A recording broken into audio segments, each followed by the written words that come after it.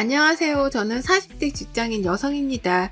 늦은 나이까지 공부를 하느라 남들보다 늦게 결혼하게 되었는데요. 그런 만큼 결혼 생활에 대한 로망도 컸습니다. 하지만 저의 로망은 한여름 밤의 꿈과 같이 너무 짧은 시간에 사라져버리고 말았습니다. 너는 우리 집에서 보이지 않게 살아라. 아무것도 하지 말고 아무 생각도 하지 말고 살라고. 뭐를 하려고 나대지 말란 말이야. 알아들어? 결혼 정보업체를 만난 남편은 저보다 9살 많은 사람이었습니다. 저는 남편을 처음 봤을 때 단정하고 깔끔한 첫 인상부터 상대방을 배려하는 모습이 마음에 들었는데요. 둘 다 결혼이 늦은 만큼 연애 3개월 만에 결혼하게 되었습니다. 결혼을 한 뒤 저는 신혼집에서 약 1시간 30분 거리의 회사로 스카우트 제의가 들어왔습니다.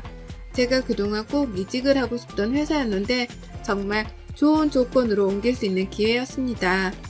저는 남편에게 회사를 이직하고 싶다고 이야기를 했습니다. 제 말을 들은 남편은 처음에는 바로 축하를 해주었죠. 그동안 열심히 달려온 보람을 느낄 수 있다고 하면서요. 저의 이직을 자기 일처럼 기뻐해주는 남편을 보면서 결혼하기 잘했다는 생각을 했습니다. 하지만 그것도 잠시 회사와 집의 거리가 멀자 남편은 바로 말을 바꿨습니다. 2시간 가까이 되는 거리를 어떻게 다녀? 너무 멀어 안 돼. 그냥 지금 회사에서 더 커리어를 쌓아봐. 그리고 출근도 빠르고 퇴근도 늦잖아. 집에 오면 바로 잠만 자야 할 텐데. 그건 그렇지만 내가 정말 가고 싶던 회사야. 내가 주말에는 신혼집에서 살고 주중에는 회사 근처 원룸을 얻으면 어때? 그러면 좀 편할 것 같은데. 제가 주말 부부를 제안하자 남편은 불쾌감을 드러냈어요. 남편은 제게 같이 사랑해서 결혼한 것 아니었냐고 벌써 자기가 지겨워졌냐고 묻더군요. 그러면서 남편은 제게 이렇게 밖으로 나가려는 사람인 줄 몰랐다며 나를 외롭게 하고 밖에서만 생활하려고 하냐고 울먹이기까지 하더군요. 그런 남편의 태도에 저는 당황스러웠습니다. 그러다 곰곰이 생각해보니 제 스스로도 너무 저만 생각했다는 생각이 들었습니다. 저의 이직도 남편은 놀랐을 텐데 신혼 중 주말 부부를 제안했으니 더 기분이 좋지 않았겠다는 생각이 들더라고요. 그래서 저는 남편에게 사과를 했죠. 제가 말한 주말 부부는 너무 생각이 짧았던 것 같다고요. 그러자 남편은 이직 이야기는 없던 일로 하자고 했습니다. 하지만 저는 이직을 포기할 수 없어 결국 출퇴근을 하겠다고 남편에게 이야기를 했습니다. 그렇게 제가 완강하게 이직을 선택하자 남편도 마지못해 이직을 하라고 했지만 사실 마음에 들지 않아 했어요. 그리고 그 마음은 남편의 태도에서 느낄 수 있었습니다. 얼마 후 제가 이직을 한 뒤 남편은 수시로 확인 전화를 하곤 했는데요. 처음에는 저도 남편이 무척이나 장거리를 다니는 저를 걱정하는 줄 알았습니다. 그런데 시간이 지날수록 남편의 태도는 저를 향한 걱정보다는 저를 향한 의심에 가깝다는 생각이 들었습니다. 왜냐하면 남편보다 2시간 먼저 나가는 저를 꼭 차까지 바래다주고 차 주변과 내부 그리고 보조석 의자의 위치 등을 훑어보곤 했습니다. 그리고 남편은 블랙박스와 내비게이션 최근 검색 등을 확인했는데요. 이런 것들이 남편의 아침 일과가 되었습니다. 그리고 퇴근 시간이 되면 30분도 채 되지 않나 수시로 전화를 걸어 지금은 어디쯤이냐고 물어봤죠. 그리고는 제가 남편이 이야기한 위치보다 늦어지기라도 하면 신경질적으로 변해서 짜증을 내곤 했어요. 그런 남편이 저는 신경이 쓰였고 계속 그렇게 다그치면 차라리 주말 부부를 하자고 했습니다. 그러자 남편은 더 이상 퇴근하지 않겠다고 하더군요. 그러던 중 예상치 못한 일이 벌어지고 말았습니다. 미안하다. 너 요즘 많이 늦는다고 하던데 그 회사 좀 어떻게 안 됐니? 우리 아들이 능력이 없는 것도 아닌데 그렇게 먼 곳으로 여자가 함부로 돌아다녀야겠니? 하여튼 오늘 퇴근하고 우리 집에 좀 들러라. 저는 갑작스러운 시어머니의 호출에 순간 놀랐어요. 그리고 제가 회사를 옮긴 것에 대해서 좋지 않게 보는 것도 불편했어요. 그래도 결혼한 뒤 시어머니를 찾아뵌 지도 오래되었고 기분 좋게 알겠다고 했습니다. 그날 퇴근 후 회사에서 2시간 넘는 거리에 시댁에 도착하니 밤 10시가 넘어가서야 도착할 수 있었는데요.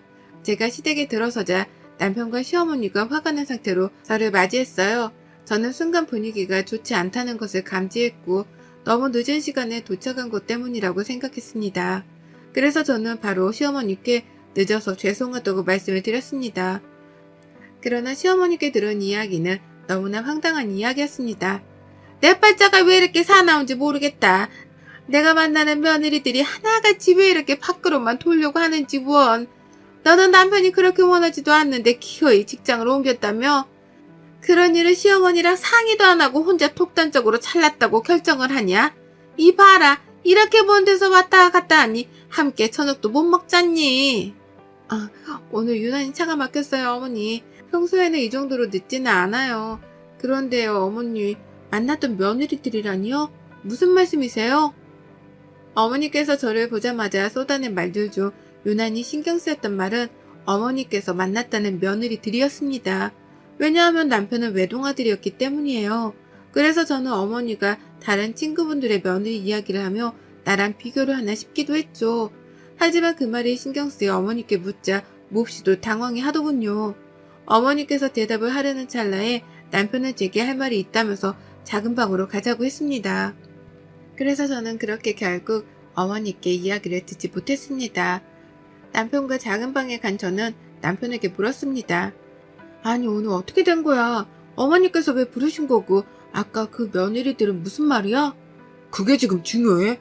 시어머니가 오라고 했는데 10시가 넘어서 왔잖아. 이렇게 여자가 밤늦게 다니는 거 너무 위험하지 않겠어? 안 되겠어. 당신 회사 그만둬. 내가 그동안 당신이 하고 싶다는 일이라 늘 참아왔는데 도저히 안 되겠어. 연락도 안 되는 때도 있고 그만둬. 저는 갑작스러운 남편의 말에 너무나 당황스러웠습니다.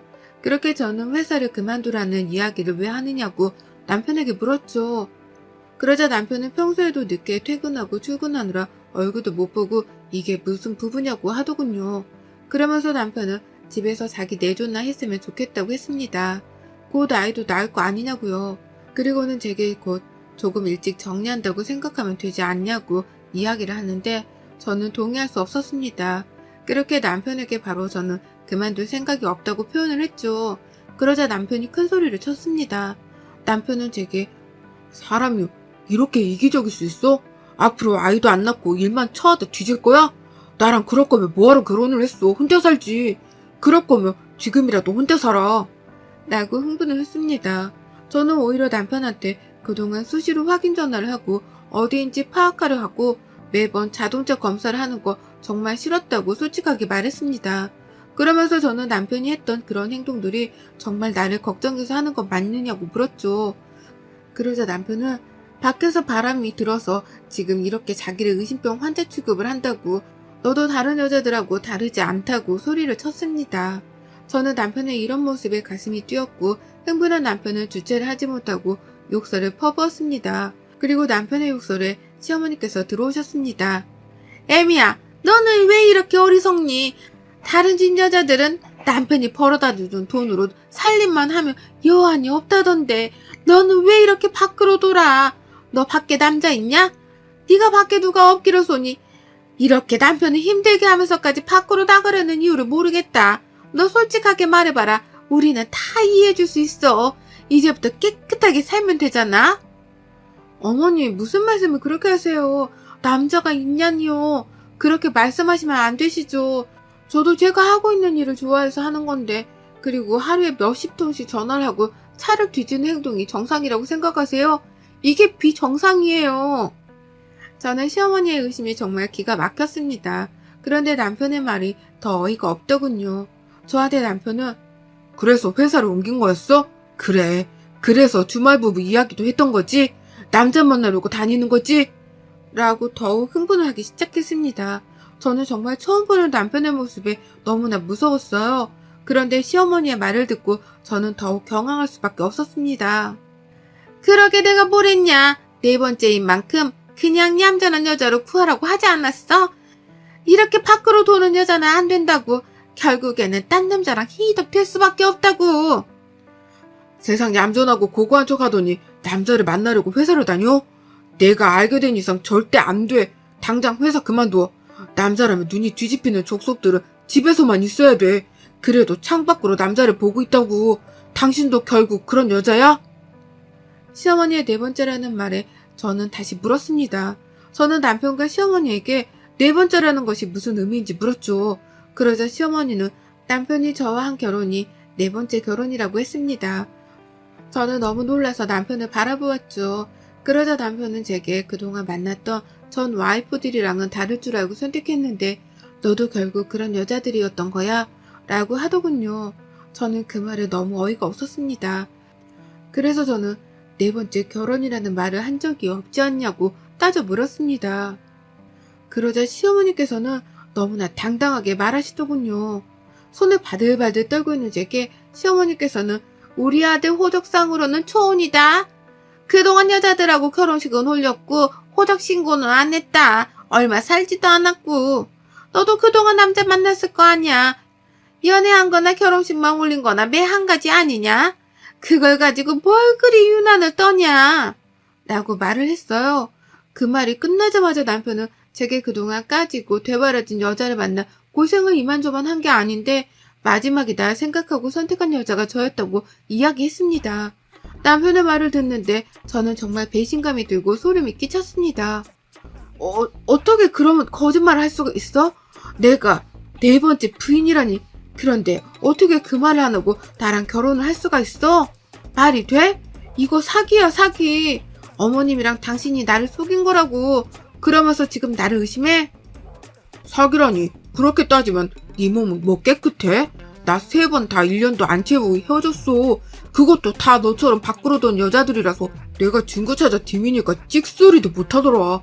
당신도 그럴 거지? 또 그렇게나 나 몰래 딴 남자 만나고 다닐 거잖아. 오늘 또 딴 남자 만나고 온 거 아니야? 내가 이런 말 안 하려고 했는데 당신 매일 자동차 조수석에서 누구랑 뭐해? 내가 매일 확인하는데 늘 위치가 달라. 대체 조수석에서 뭔 짓을 하는 거야? 저는 남편의 말에 소름이 돋고 무서웠습니다.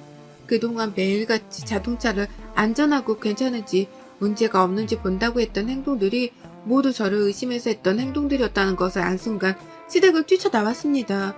저의 등 뒤로 들려오는 남편과 시어머니의 소리마저 외면하고 싶다는 생각이 들었죠.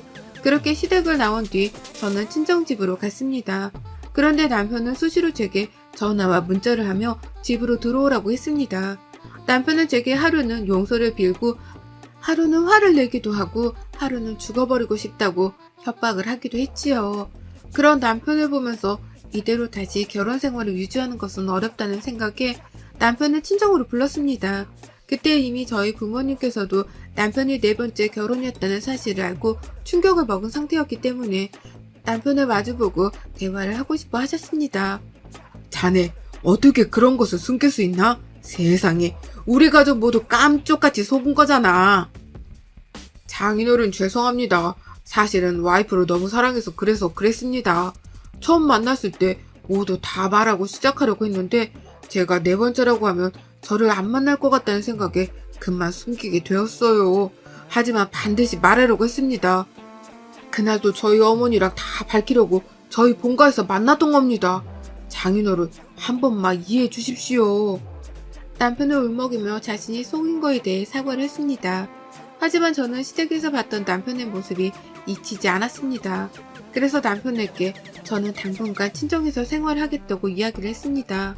그 말을 들은 남편은 제게 대체 언제까지 자신을 용서하지 않을 거냐고 묻더군요. 그러면서 남편은 저에게 자신을 피말려 죽이려 한다며 오해를 했습니다.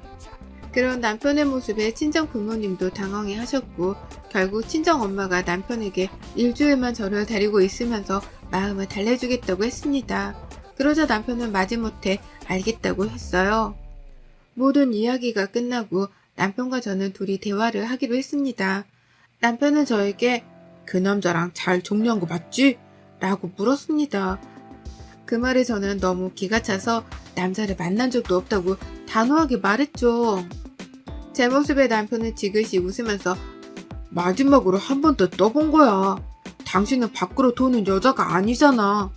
라고 했습니다. 그러면서 남편은 이제는 오로지 저를 믿겠다고 했어요. 그러니 빨리 집으로 돌아오라면서요. 저는 남편을 돌려보내기 위하여 알겠다고 했습니다. 그런데 남편과 시어머니의 의심은 거기서 멈추지 않았습니다. 너 지금 대체 뭐하고 다니냐?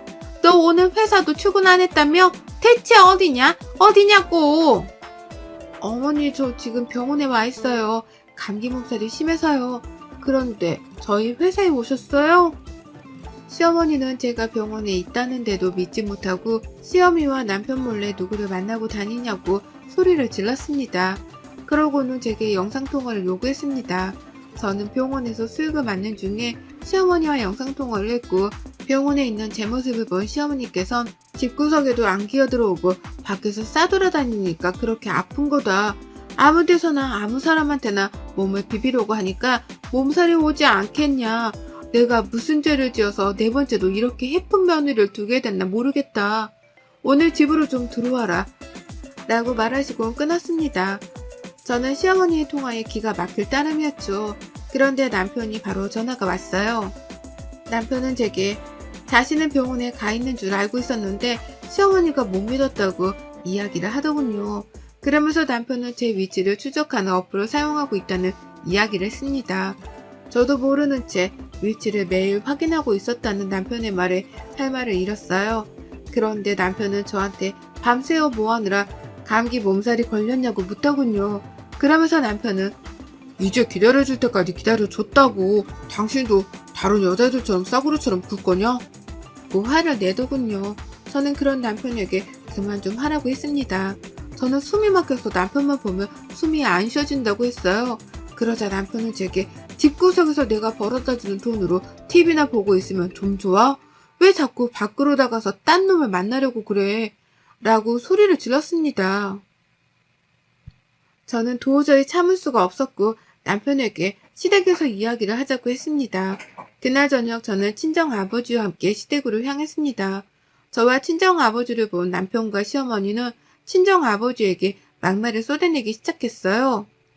사돈어른, 딸아이를 키우려면 정말 곱고 조신하게 키워야 하지 않겠습니까? 결혼이 늦은 만큼 내가 굴러먹은 몸뚱이라도 이해를 하려고 했습니다만 그런 습관 버리고 시집을 와야 했던 건 아니냔 말입니다. 어떻게 그렇게 매번 밖으로만 돌고 핑계를 대면서 남편은 나 몰라라 할 수 있느냐 말입니다. 저희 아이에게 모든 이야기를 다 들었습니다. 그런데 사돈, 해도 너무하십니다. 우리 애가 밖으로 돌았다고 어떻게 결론을 내리십니까? 그리고 자네는 어떻게 와이프를 못 믿어서 위치 추적을 할 수가 있나? 그러고도 자네가 우리 애를 사랑한다고 할 수 있나? 자네 그동안 그렇게 사람을 못 믿고 의심했던 겐가? 나는 우리 애를 자네와 살게 둘 순 없네. 몸살로 밤새 끙끙 앓다가 겨우 병원에 간 사람한테 몸을 함부로 비빈다느니 그런 막말이나 하는 집에 우리 애를 둘 순 없어. 저는 절대 이혼 안 합니다, 장인어른. 이 사람 이제 엄연히 내 사람입니다. 내 거예요. 내가 내 거 어디 있는지 안전한지 누구랑 있는지 나한테 거짓말은 안 하는지 확인하는 것이 뭐가 그렇게 잘못됐습니까? 이 나이 먹도록 어디 남자 한두 거쳤겠습니까? 그래도 내가 이 여자를 선택한 것은 결혼하면 정숙한 줄 알았기 때문입니다. 걱정 마세요, 장인어른. 제가 정숙하게 만들 테니까요. 남편은 친정아버지에게 저를 너무 사랑해서 그러는 거라고 했습니다. 그러면서 지난 3번의 여자들은 자신의 마음을 헤아려주지 못했는데 저는 다 헤아려준다고 하더군요. 저는 그런 남편을 단 한순간도 지켜볼 수 없겠더라고요. 그리고 저희 친정아버지 역시 남편에게 언성을 높이셨습니다. 어떻게 아내를 그렇게 취급을 하고 아내에게 그런 표현을 쓸 수 있냐고요. 아버지께서는 남편에게 이런 결혼이었다면 애당초 시키지도 않았다고 했습니다. 그러면서 저와 이혼을 하라고 했습니다. 그리고 저 역시 남편에게 당신이 나를 의심하는 거지 나를 걱정하는 것이 아니지 않냐고 화를 냈습니다. 저는 남편에게 시어머니에게 단 한 번이라도 진심으로 나를 걱정해서 전화를 한 적이 있느냐고 물었죠. 시어머니께서는 그런 저를 비웃으며 말하더군요. 너는 그냥 우리 아들이랑 결혼했으면 죽은 듯이 살아. 내가 그동안 그 며느리들은 순진해서 당했는데 이젠 아니야. 너는 지금 우리 집에 있는 미세먼지처럼 보이지 않는 곳에서도 꽉 붙어 있으라고. 우리 곁에, 우리 아들한테. 그래야 너는 마음 편히 살 수 있어. 남편은 저를 바라보며 네 번째는 마지막이라는 생각으로 혼인신고를 한 것이라고 했습니다. 자신은 자신의 감을 믿는다고요. 그런 남편에게 저는 처음부터 숨기고 속이고 거짓말을 한 것도 모자라 나를 의심하는 사람하고 내가 같이 살 필요는 없다고 했습니다. 그러자 남편은 저에게 더러운 것이라고 욕설을 했고 저는 더 이상 참을 수가 없어 남편의 뺨을 때렸습니다. 그리고 남편에게 사기 결혼인 만큼 이혼이 아니라 혼인무효를 만들 거라고 이야기를 했죠. 저는 남편에게 그 세 번 모두 이렇게 와이프를 의심하고 못 믿어서 헤어진 것 아니냐고, 이렇게 와이프를 믿지도 못할 거면 결혼 자체도 하지 말아야 한다고 화를 냈어요. 그러자 시어머니는 제게 네가 몸뚱이 관리를 잘했다며 얘가 이렇게 너를 의심하겠냐? 내가 너를 의심하겠냐? 그러게 왜 애초에 회사를 먼 곳으로 다닌다고 소란을 피웠냐고 소리를 치더군요. 그런 시어머니에게 저는 아무리 가까운 회사에 다닌다 해도 못 믿지 않았겠냐고 되물었습니다. 미세먼지처럼 보이지 않는 곳에서도 옆에 붙어 있으라고 하는 말이 너무나 소름 끼치고 흉측하다고 이야기를 했습니다. 그런 저를 보자 남편은 반드시 바람 피운 증거를 찾아 회사의 얼굴을 들고 다니지 못하게 하겠다고 했어요. 그런 남편의 모습을 보면서 저는 빠른 결정을 내린 것이 좋겠다는 생각을 했고, 그날로 모든 짐은 신혼집에서 가지고 나왔습니다. 그날로 저는 혼인무효를 하기 위해 소송을 했고 결국 승소를 했습니다. 만약 남편의 모든 행동을 의심하지 않고 정말 저를 생각하는 모습이라고 생각했다면 어땠을지를 떠올려보면 끔찍합니다. 끔찍한 삶으로부터 벗어날 수 있었던 만큼 앞으로 저는 더욱 행복할 겁니다. 여러분의 생각은 댓글로 남겨주세요. 오늘도 시청해주셔서 정말 감사합니다. 안녕하세요. 저는 40대 중반의 주부입니다. 슬아이 중학교 다니는 아들과 딸이 하나씩 있고요. 저희 가족은 동네에서 의도치 않게 꽤나 유명한 편입니다. 집안에 대단한 연예인이나 정치인이 있는 건 아니었지만 그만큼 사람들의 입에 오르락 내리락 할 만큼 인물이 좋은 사람이 있었거든요. 바로 저희 남편 말입니다. 남편은 저보다 한 살이 많은데 지겹도록 보고 산 와이프인 제가 봐도 냉정하게 참 잘생겼습니다. 키가 180이 훌쩍 넘고 자기 관리도 잘해서 체격도 꽤나 다부져요. 그 바람에 동네 아줌마들이며 애들 친구 엄마들이 꼭 한 번씩은 제 남편 잘생겼단 말을 하면서 제게 호의를 베풀곤 했어요. 저랑 친해지면 남편 얼굴 한번 가까이에서 구경해볼 수 있나 싶어서 말이죠. 저도 이 나이에 키가 170이라서 어디 가서 작단 소리 한번 들어보지 못하고 살았는데요.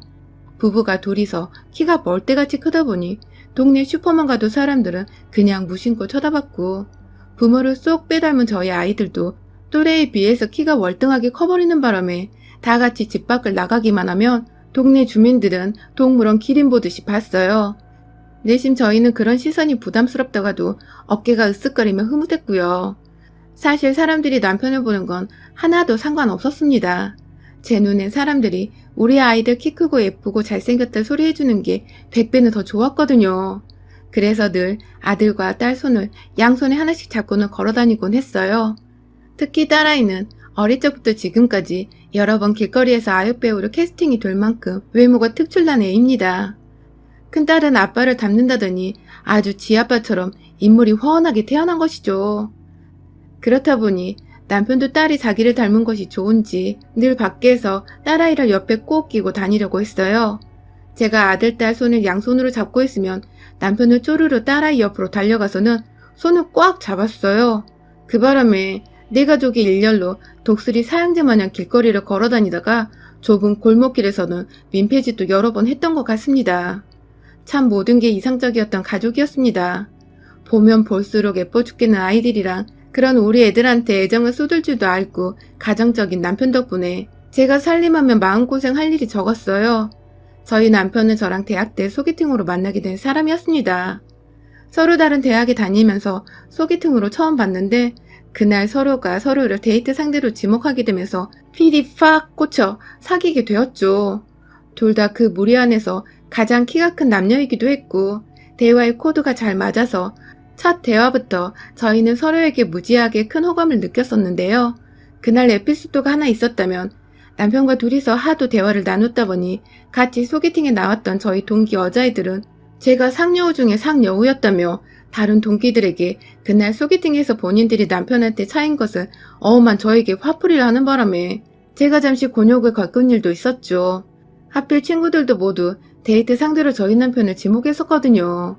아무튼 만인의 남자로 참 이상적이었던 남편을 만나다 보니 제 배우자로는 진작부터 점 찍어뒀던 것 같아요.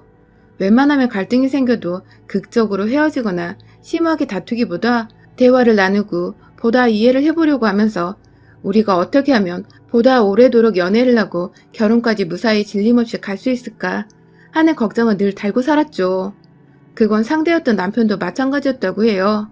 나중에 결혼하고 나서 들어보니 남편의 입장에서는 화를 잘 내지도 않고 이성적으로 다툼을 풀고 해결하려는 제 모습이 원하던 여성상이었다더군요. 죽이 잘 맞다 보니 저희는 결혼도 빨리 했습니다. 비록 첫 아이를 조금 시간을 두고 가지긴 했었지만 둘만이서 신혼생활을 오래도록 보내며 연애 때보다 오히려 더 뜨거운 사랑을 나눴던 것 같아요. 매일 눈 뜨고 얼굴을 바라보면 행복하고 밖에 나가 있는 시간을 제외하고는 하루 종일 붙어서 함께 무언가를 해보는 것도 설레었고 그렇게 저와 남편은 지고지순하게 사랑을 쭉 이어갔습니다. 그러다 첫째를 낳고 둘째를 낳으며 잠시 육아에 정신이 없던 시기가 있었어요. 아주 혼을 쏙 빼놓을 만큼 연년생으로 태어난 두 아이들을 키워내느라 제 얼굴은 거의 해골이 되어가는 듯 했어요. 아가씨 적에는 다이어트를 하겠다고 먹는 걸 굶었다면 애를 낳고 나서는 살기 위해서 먹을 것은 챙겨 먹었어요. 애들 때문에 제 시간에 제 끼니를 해결하지 못하는 일들이 다반사여서 한동안은 몰아서 해치워 먹는다고 순식간에 살이 10kg 정도 불어난 적도 있었습니다. 그때 남편이 제게 결혼 생활 중 가장 큰 실수를 저질렀었어요. 제 딴에는 주부가 할 일이 뭐 있겠냐며 밖에서 일하는 남편을 내조한답시고 집안일이며 육아까지 모조리 다 도움을 요청하는 거 하나 없이 저 혼자 떠맡아 해결을 했는데요. 이게 정말 안 좋은 태도였더라고요. 그런 저를 보며 남편은 안 도와주는 것에 점점 당연시하고 또 육아에 무뎌져 가는 듯 했고 심지어 남편은 그 시기에 외도를 하다가 저한테 걸린 적이 있었습니다. 외모가 너무 훤칠한 사람이라 살면서 여자가 안 꼬이진 않겠다 싶어 그게 결혼할 때 가장 마음에 걸리는 것이었는데 설마 신혼 때도 안 한 짓을 지 새끼 낳은 후에 저지를 줄은 정말 몰랐습니다. 자기 회사에 다니는 여직원과 바람을 피우다가 남편이 야밤에 문자를 보내던 도중 저한테 딱 걸려서는 핸드폰을 뺏기고 완전히 뒷조사, 아니 앞조사를 당했는데요. 그때 제가 남편과 그 여직원이 서로에게 보낸 낯뜨거운 문자들을 하나하나 다 직접 읽어보면서 피눈물을 흘렸었죠. 그 바람에 멋모르는 아이들도 엄마가 운다며 어린 마음에 옆에서 통곡하면서 따라 울고 불고 난리가 쳤고 남편은 지 자식들까지 오해를 하고 나니 정신이 번쩍 들었는지 저한테 무릎을 꿇고 한참을 사과했어요. 지가 유부남인걸, 애들 아빠란 걸 간과했다며 손이 발이 되도록 싹싹 빌고 함께 울고불고 난리를 쳤던 그날의 남편. 제 인생에서 가장 쓰레기스러웠지만 그렇다고 미워할 수 없었어요. 전 여전히 이 사람을 너무나 사랑하고 있었고 아이들이 너무 어린데 이 문제를 더 크게 삼아서 이혼을 하고 당장에 제가 미혼도 돼 이혼녀가 될 자신도 없었으니까요. 그날 남편은 제게 평생에 죽을 죄를 다 지은 거라며 다시는 같은 일을 반복하지 않겠다고 맹세를 했고 저는 제 아이들을 생각해서 그냥 눈을 감아뒀습니다. 그 후로 남편은 180도 변해버렸고요. 아이들을 먼저 챙기며 육아를 도와주는 것은 물론이고 살림살이도 제가 굳이 해도 되는데 괜히 찔린 건지 옆에 와서 이것저것 도움도 안 되는 도움을 주려고 안달난 채 서 있곤 했어요.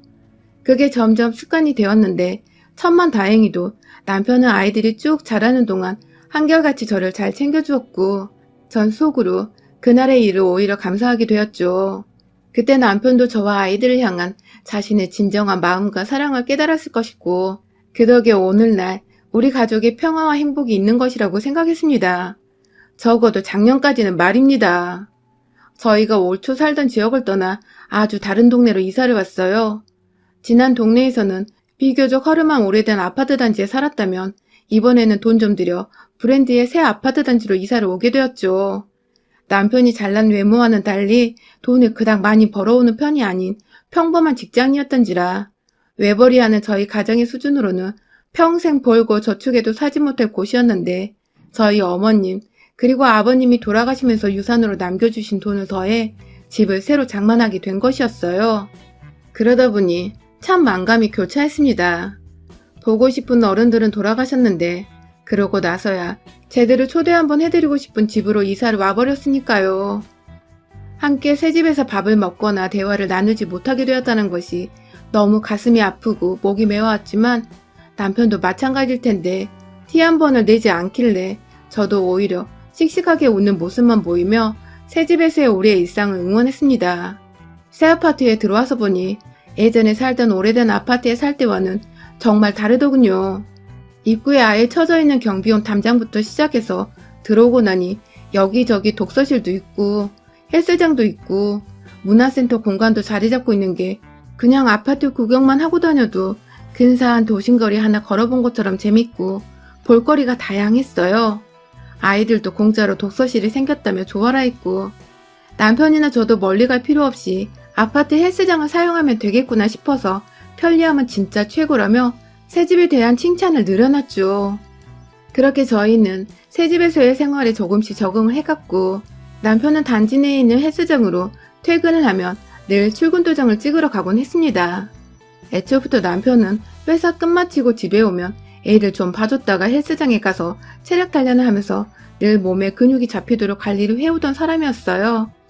본인이 잘생겼다는 소리를 하도 듣고 살았다 보니 그 좋은 소리를 나이 들어도 잃고 싶지 않은데 보여서 제 눈엔 그저 귀여웠죠. 혹여나 어디서 또 바람을 피우진 않을까.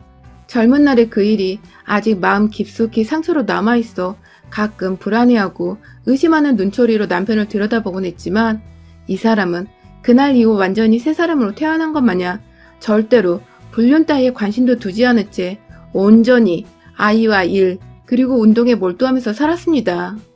내심 술 마시고 속썩이는 남편보다 운동에 미쳐 사는 남편이 훨 좋았어요. 그래서 저는 또 남편이 집안일엔 하나도 신경 쓰지 않도록 하기 위해 자녀들 교육시키고 뒷바라지하며 살림하는 데 최선을 다했고요. 애들이 중학생이다 보니 챙겨줘야 할 것들이 정말 많았어요. 물론 학원을 뺑뺑이 시키며 보내느라 제 손에 직접 다 할 건 없었지만 아무래도 주변 엄마들이 다 애들 대학 준비를 중학교인 이때부터 시킨다는 소리를 여기저기 듣다 보니 제가 다 마음이 조급해져가지고 늘 공부하고 그걸 아이들에게 써먹으며 최대한 애들이 공부를 잘 할 수 있는 환경이 만들어지도록 노력했어요. 어쩌다 보니 남편한테는 자연스레 소홀해지게 되었고요. 그렇다고 뭐 남편 출근길에 밥을 굶기거나 무시하며 지냈다는 게 아니라 제 할도리는 다 하면서 나머지 시간에는 온전히 아이들을 바라보기 바빴어요. 여전히 저는 새벽에 가족들 중 가장 먼저 일어나서 남편 아침밥을 차려 출근을 시키고 아이를 깨면 또 아침 차려 등교를 하던 온라인 수업을 하던 뒷바라지를 했고 퇴근하는 남편 밥도 정성스레 차려놓은 후에야 애들 학교 숙제를 검사하고 할 일을 챙겨주며 옆에서 잔소리가 많은 엄마로 지냈어요. 그 와중엔 남편은 늘 하던 대로 집에 와서 밥을 좀 먹고 옷을 갈아입은 뒤에 곧장 헬스장을 갔는데요. 어느 순간부터 남편의 모습이 조금씩 달라 보였어요. 매일같이 운동하러 나가는 사람인데 희한하게 살이 쪄버렸고요. 아이들이 자라며 온 가족이 다 같이 모여볼 수 있는 기회가 많이 없었지만 웬만하면 주말에는 온 가족이서 잠깐 외출을 하던 외식을 하던 해서 함께하는 자리를 마련하려고 노력했는데 아이들을 대하는 태도도 시큰둥해졌어요. 이 아파트가 원체 환경이 좋은 사람들이 많이 살아서인지 화목해 보이는 가정들이 자주 보이기도 했고 그 때문에 저희도 나름 좋은 자극을 받아서 가족 간의 시간을 참 중요시했는데 예전 같았으면 딸 옆에 꼭 붙어서는 온 가족이서 화목하게 웃으며 같이 걸어다녔을 남편은 이 아파트에 이사오고 얼마 되지 않아서부터 은근히 오다 가다 만나는 사람들을 의식하면서 딸아이의 손을 피하기 바빴습니다. 딸애는 영문도 모른 채 아빠가 지 손을 잡아주지 않고 밖에서 제대로 가족들과 붙어있지도 않고 저만치 혼자 빠른 걸음으로 앞서 걸어가거나 뒤처지는 게 다반사다 보니 점점 자기도 기분이 나쁘고 어린 마음에 섭섭했던지 아빠를 멀리하기 시작했죠. 하필 사춘기인 나이인데 남편을 제대로 잘못 걸려서는 자식들한테 맥도 못 추리는 아빠가 되어버린 것이었습니다. 남편이 갑자기 왜 저러나 싶어서 의중을 떠보기도 했는데 그때마다 딸아이가 컸으니 이젠 함부로 터치하는 것도 자제해야 하고 내외하는 것이라는 답변만 내놓았어요. 뭔가 이상한데 그게 맞는 것도 같고 괜히 남편 말 따라 동의하며 남편의 변화를 당연한 것이었다는 위로를 스스로 했던 것 같아요. 그러나 이내 제 두 눈에 들어왔죠. 남편의 변화 문제점들이 말입니다. 어찌나 오고 가는 아파트 여자들, 그것도 제 또래의 엄마들한테 눈길을 많이 주던지. 이 사람은 가족들이랑 놀러 나온 건지 아니면 지나가는 여자들 구경하려고 나온 건지 도무지 그 우중을 알 수가 없었어요. 저도 지나가다 괜히 모르는 남자가 아니 그냥 사람이 절 빤히 쳐다보면 기분이 나쁘고 왜 저러나 싶고 그렇거든요. 그런데 지금 그 짓을 다른 사람이 아닌 저희 남편이 하고 있더라고요. 한동안 정말 쉬지도 않고 아파트 단지 내에서 함께 걸을 때마다 남편은 가족들의 대화에 집중을 하지 않은 채 혼자 잔뜩 멋을 부려서는 옷을 챙겨 입고 호주머니에 손을 넣어 각을 잡은 채 폼나게 혼자 앞서서 걸어 다녔어요. 심지어 코어팩 안에 슈퍼를 갈 때에도 옷을 한번 갈아입고 나갔고 현관에서 거울은 꼭 체크를 하더라고요. 상황이 이렇다 보니 남편 하는 꼴이 여간 못마땅해서 남편이 헬스장 갈 때도 따라가 봤습니다. 한동안 코로나로 헬스장이 문을 닫았을 때 남편이 밖을 못 나가 안 달라 하길래 제가 동네라도 조심히 한번 걷고 오라고 말을 했었거든요. 그러자 이 사람은 귀신같이 제 말을 따라서 퇴근 후에 동네를 꼭 나서곤 했어요. 그런데 예전과는 달리 입는 헬스 복장도 새 것들이 여러 보였고 실제로 집으로 새 운동복을 많이도 주문을 했더라고요. 땀 흘리는 사람이 뭐 때문에 향수를 뿌리는지 운동 갔다 오겠다며 나가는 남편에게서 좋은 향수 냄새도 나고 딱 봐도 이건 바람이겠다 싶었죠. 오랜 시간 동안 바람 한 번 피우지 않고 제 옆에서 처음 했던 자신의 실수를 반성하며 잘 지내왔다가 갑자기 또 바람을 피우는 듯한 모습을 보이자 저는 너무 심장이 아파왔어요. 아니길 바랬고 이번에도 만약 바람이 맞다면 내가 진짜 이 사람과 이혼을 해야 할 때인가 싶어서 제 미래에 대한 불안한 암흑에 잠도 제대로 잘 수가 없었죠. 뭐가 되었든 제발 바람만 아니길 바라면서 저는 퇴근하고 역시나 운동복에 향수까지 촥촥 뿌려대고 나가는 남편을 따라 나갔습니다. 뒤따라 몰래 말이죠. 제가 워낙 운동을 싫어해서 남편은 저한테 한 번도 같이 나가자고 권유를 해본 적이 없어요. 저도 오히려 그게 좋아서 운동하는 남편을 억지로 내보내기도 했었고요. 그런데 남편의 불륜을 의심하고서부턴 제 눈에도 남편처럼 주변 아파트 여자들이 눈에 들어오더군요. 하나같이 어찌나 멋쟁이에 늘씬하고 예쁘던지 저는 키만 컸을 뿐이지 딱 보면 그냥 아줌마 같아 보이기도 했는데 실제로 제 아이들 또래의 엄마들을 아파트에서 만나면 다들 참 예쁘장하고 스스로를 잘 꾸며놓았더라고요. 내가 괜히 이 아파트로 이사를 와서 남편한테 예쁜 여자들을 열어 보이게 한 건가 싶어 저를 자책하게 되기도 했습니다. 아주 머릿속이 난장판이었죠. 그렇게 남편이 나가고 나서 조심히 아주 불이 나게 그 뒤를 쫓았어요. 그날은 배가 안 고프다고 저녁도 안 먹겠다 미리 문자를 보내서 제가 저녁상을 차리지 않았었거든요. 그런데 이 사람 저녁을 먹으러 가는 건지 자기 혼자 저희를 놔두고 한 아구찜집에 들어가는 게 아니겠어요?